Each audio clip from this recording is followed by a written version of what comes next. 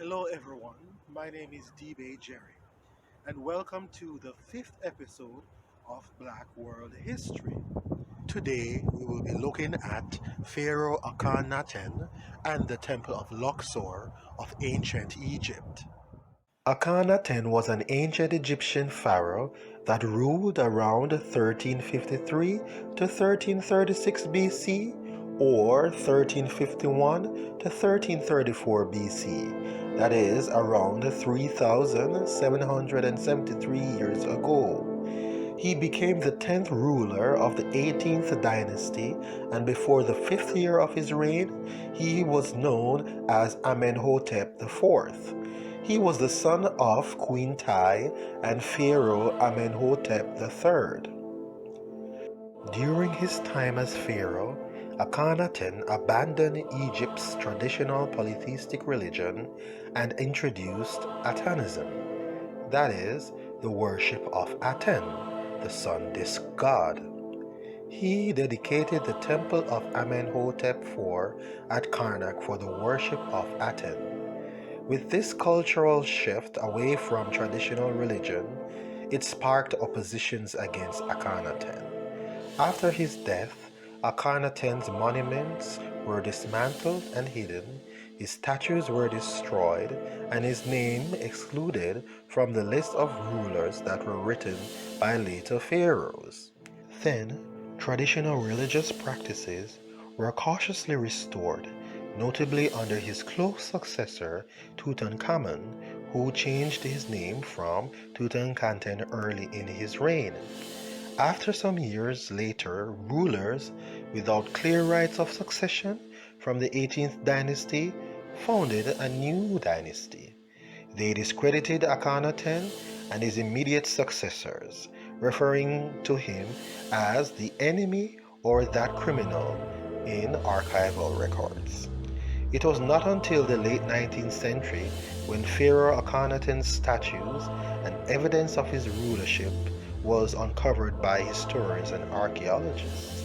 His name and legacies were hidden from history for over 3,000 years. On my first visit to Egypt in 2017, I got the opportunity to visit the Egyptian Museum there in Cairo. The entrance of the building, that is, outside of the establishment, was just as interesting as what is inside. When I went inside of the building, I went all the way at the back where they have a little section that is dedicated to Akhenaten and his legacy, his rulership. And it was quite interesting to see the different statues and the different hieroglyphics dedicated to him, and especially the hieroglyphics showing him worshiping the sun disk god and everything. It was quite a sight to behold. And of course, I took as many pictures as of me standing beside his statues, and also I enjoyed reading about his legacies and everything on the descriptions of the different artifacts and statues and displays that the museum had in that little corner. One of the thing that caught my attention, one of the descriptions of Akhenaten, of one, under one of his statues. To paraphrase what the description said, it was attributing Akhenaten's physical makeup, his jaw structure, his mouth, his eyes, his strong African features, which his features is obviously of a typical black man. They were attributing those features as to being alien, as to being not of this world. And that is racist within itself, right? With Akhenaten being one of the greatest pharaohs in history and being one of the greatest rulers of one of the greatest civilizations ever, right? This description is to downplay the African or the black presence in ancient civilization.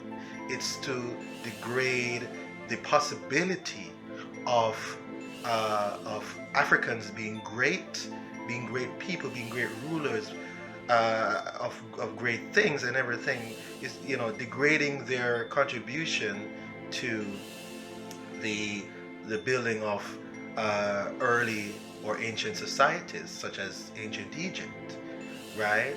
And I looked at it with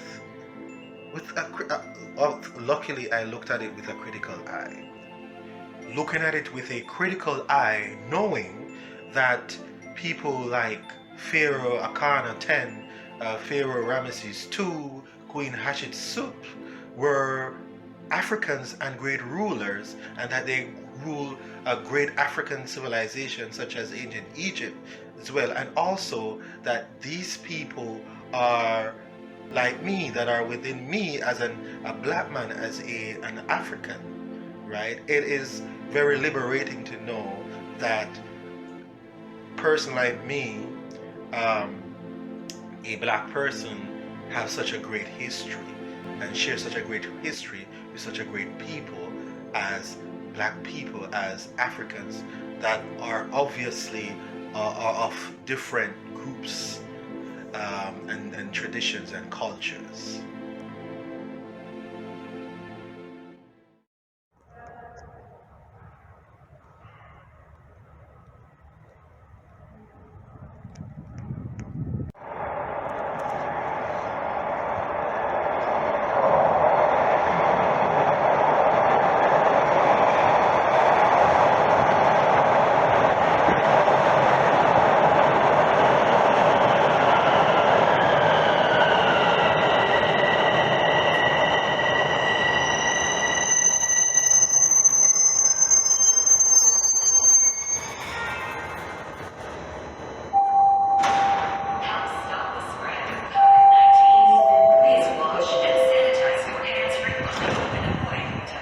So I'm at the Museum subway station here in Toronto, Canada.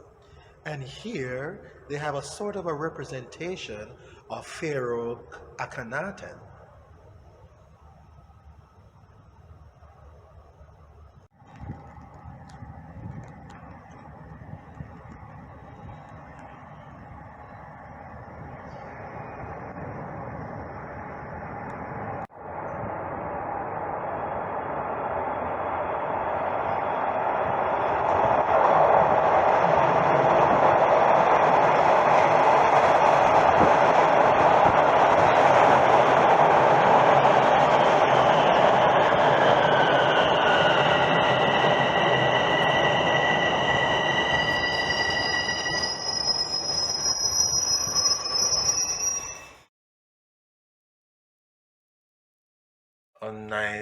On my first visit, on that same visit to Egypt in 2017, I got another opportunity to visit the Luxor temple there in Luxor.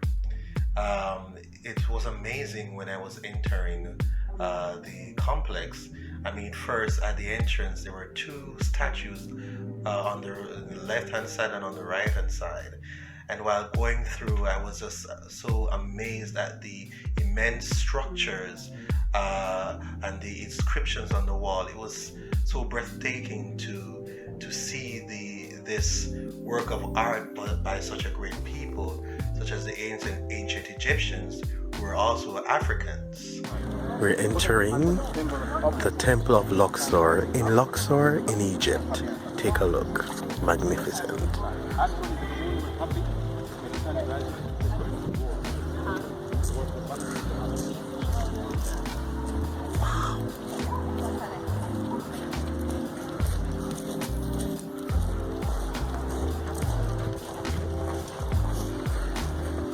Wow, these.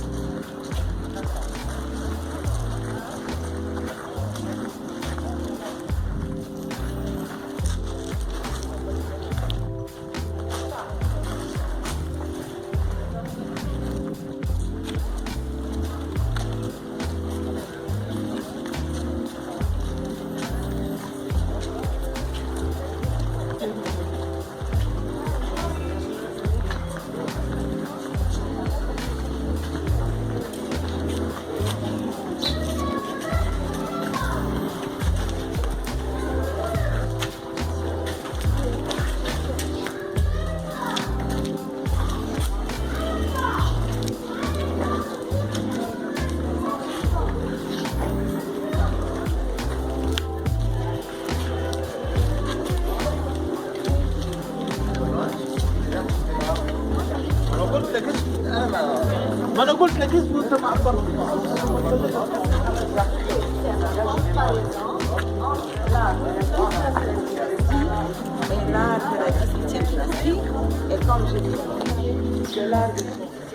Temple of Luxor is a large ancient Egyptian temple complex located on the east bank of the Nile River in today's city of Luxor and was constructed approximately 1400 BCE, that is, around 3,420 years ago. Luxor has several great temples on the east and west bank. Four of the major mortuary temples visited by early travelers include the Temple of Seti I, the Temple of Hatshepsut, the Temple of Ramesses II, and the Temple of Ramesses III. The two primary cult temples on the east bank are known as the Karnak and Luxor. I have developed an interest in knowing more about Pharaoh Akhenaten, his mother Queen Tai, his father Amenhotep III, and his son Pharaoh Tutankhamun. I mean, three generations of great rulers of such a great civilization. I will probably do an episode focusing on such a family, right? The grandmother, the Queen Tai, the grandfather, Pharaoh Amenhotep III, the father, Pharaoh Akhenaten, and the son, Pharaoh Tutankhamun.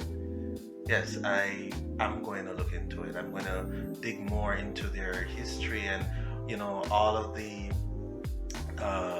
things known about them and unknown about them as well. I'll try to see if I can find the unknown info about these great people. And that's it for today. Until next time, remember this: with wisdom and knowledge of self, you hold the world in your hands. Take care, my people.